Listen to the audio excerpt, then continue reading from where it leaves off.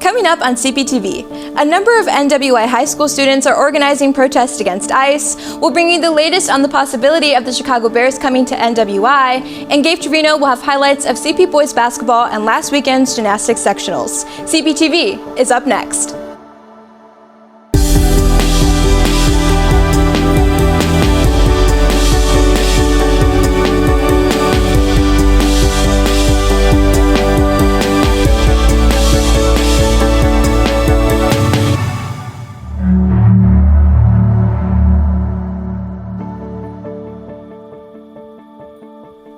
Hi, I'm Rana Stevens. And I'm Ariana Pantoja. Welcome to CPTV. Later on in the show, Bella Angarone will have your 5-day weather forecast, and Gabe Trevino will bring us CP sports highlights. Here's what's happening in and around Crown Point. Over the past month, hundreds of NWI high school students, along with students throughout the state, have been bundling up with winter coats and carrying handmade signs to join a growing national movement of young people protesting federal immigration enforcement. The latest to occur was at Valparaiso High School last Friday.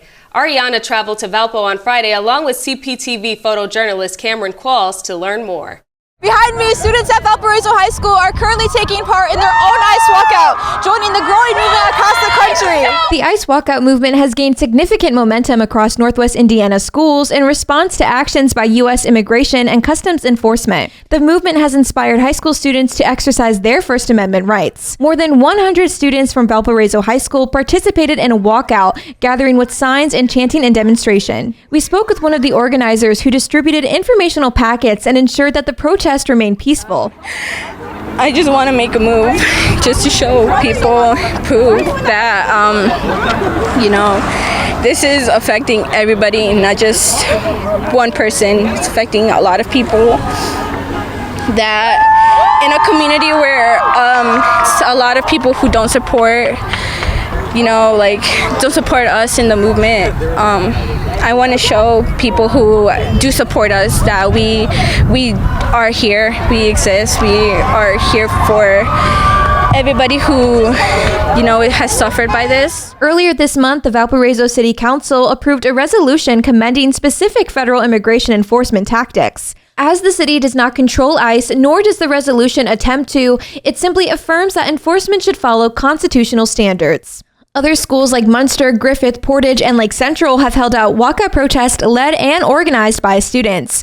Here, they peacefully held up signs, telling personal stories, and spoke chants throughout the protest. We spoke to a Munster High School student about her participation in the ICE walkout protest. It was important for me to participate in this protest because I feel like many students at Munster High School, they're not as diverse as other schools in the nearby communities. So I feel like participating was not only just the trend people were making it, but also the actual purpose. And I feel like it was a genuine purpose of which many people in our communities around here were all facing in a way. And I'm Ariana Pantoja for CPTV News.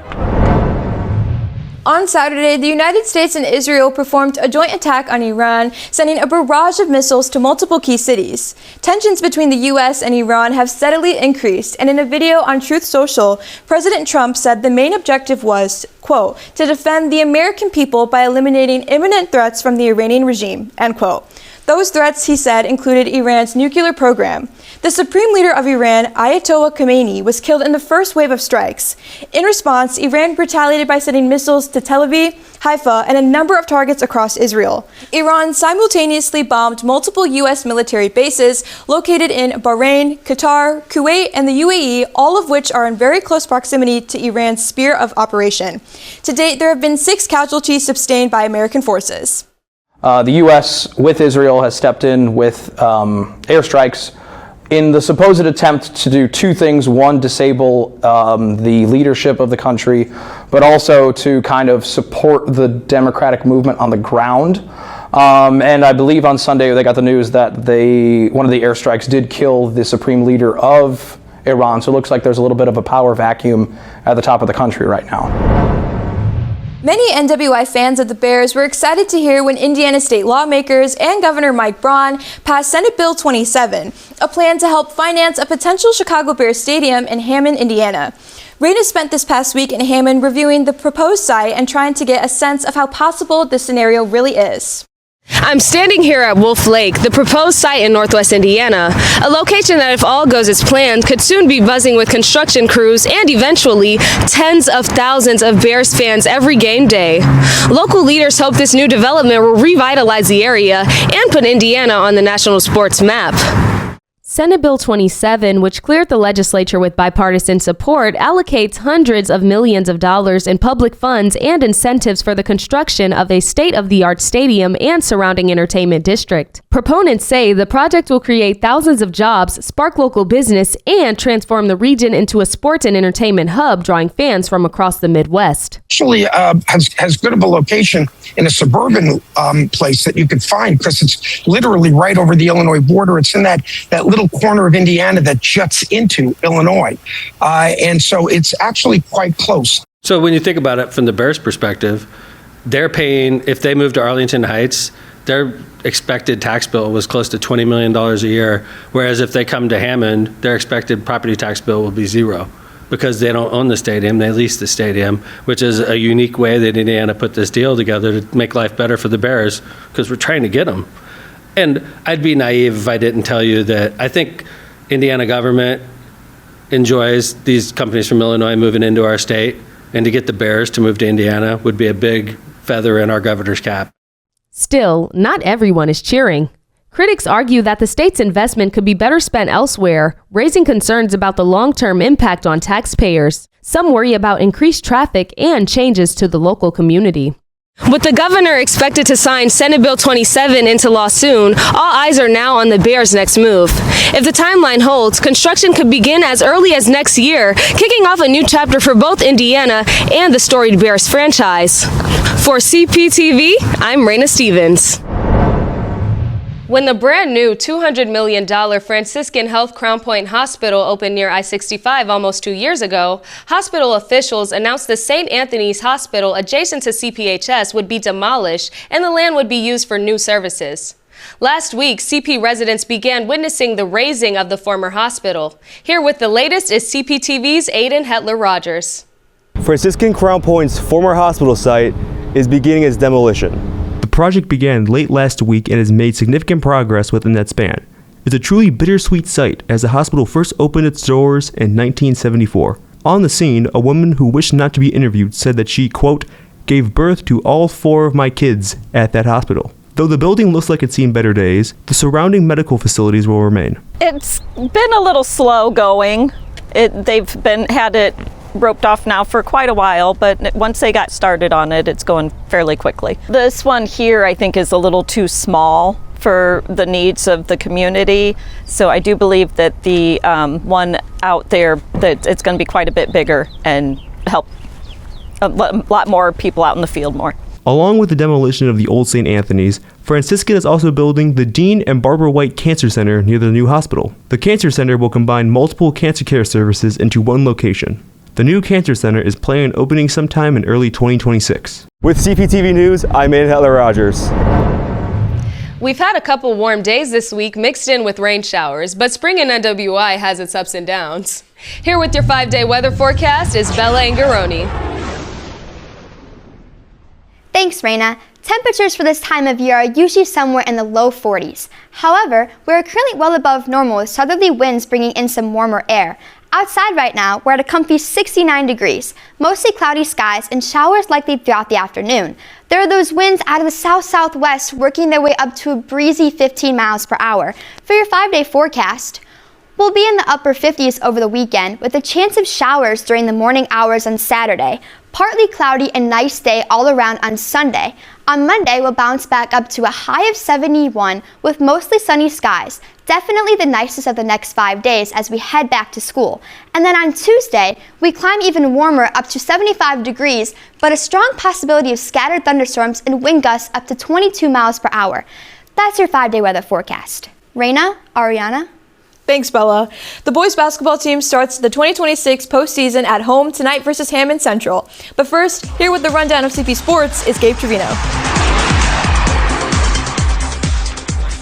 The boys basketball team traveled to Cedar Lake to close out their regular season in a non-conference matchup against Hanover Central.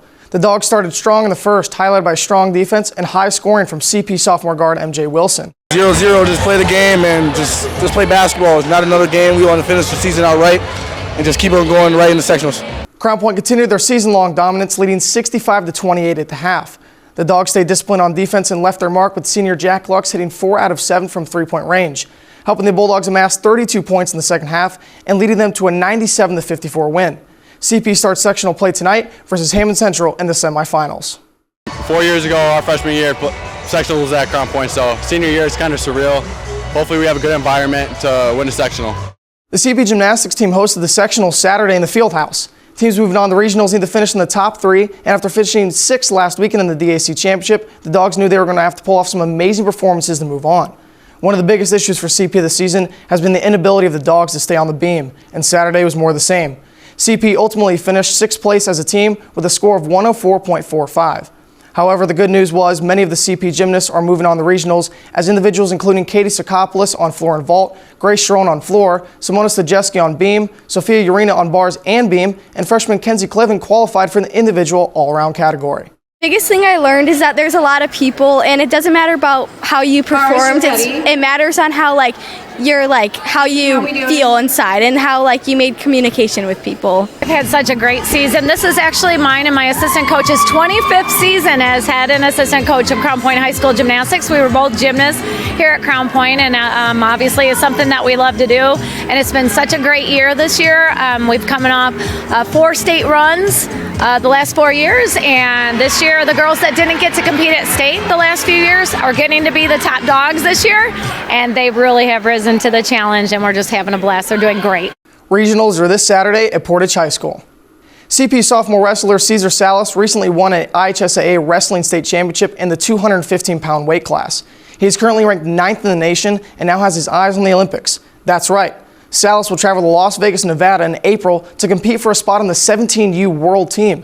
His father, Jake Salas, recently set up a GoFundMe for his son to afford the expenses of training and qualifying for the Olympics.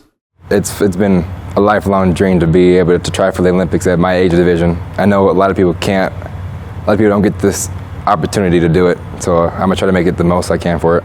If you want to hear more about his story or donate, scan the QR code below. And that's it for sports. In late January, Indiana lawmakers passed Senate Bill 4 that could change how public library budgets are managed, and not everyone likes what they're reading. CPTV's Rico Artister spoke with the Crown Point Community Library Director, Julie Wendorf, to gain an understanding on how this might affect our local library. Libraries across Indiana are now reviewing the potential impact on Senate Bill 4, a wide-ranging fiscal measure that has already been approved by state lawmakers. While the law does not immediately cut funding, library officials say it could restrict how much library budgets are able to grow in the future. In a public letter to residents, the director of the Crown Point Community Library raised concerns about how the legislation could affect long-term planning. Some of those cuts could impact libraries in that they might have to close on the weekends, maybe close on Sundays or close earlier in the evenings, reduce services, reduce programs, or have to downscale the supplies that they use in programs. The director says limits on budget growth combined with recent state tax changes could make it more difficult to maintain current services. Library leaders warn that over time, reduced flexibility could impact early literacy programs, public technology access, educational events, and staffing levels, potentially leading to reduced hours or fewer offerings for the community. Local elected officials are also beginning to weigh in on the issue. In existing code, the fiscal body can only reduce the proposed budget by 10%, but this new Senate bill removes that guardrail, and it takes the safety of that 10% guardrail away. Some officials say libraries are essential civic institutions and stress the importance of balancing fiscal oversight with community needs. Residents say the library provides far more than books, serving as a hub for learning, connection, and access to resources. With Senate Bill 4 now law, library officials say they're shifting their focus from advocacy to preparation, working to understand how the changes will be implemented at the local level. They encourage residents to stay informed and engage with community leaders as discussions continue. For CPTV News, I'm Rico Artister. A local student band in Crown Point is doing more than just playing music. They're bringing the community together. Made up of 4 CPHS students, the jazz band they've named Quintessential performs at local businesses, creating a space where classmates and neighbors can connect through music. 2, 1, 2, 3.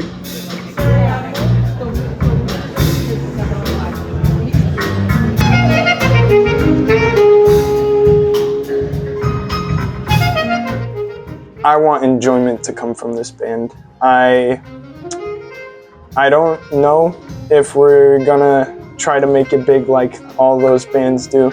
I think it's more of us just enjoying what we're doing and getting experience. It's very cool, and we can take something we've learned at school and apply it to the real world. Well, that's going to do it for today's show. Thanks for taking the time to tune in and for being with us. Remember, you can view all of our past episodes on crowntownmedia.com. You can also follow us for updates and previews on Twitter at CrownT Media. For Ari, Bella, Gabe, and all of us here at CPTV, I'm Rana Stevens. And I'm Ariana Pantoja. Take care.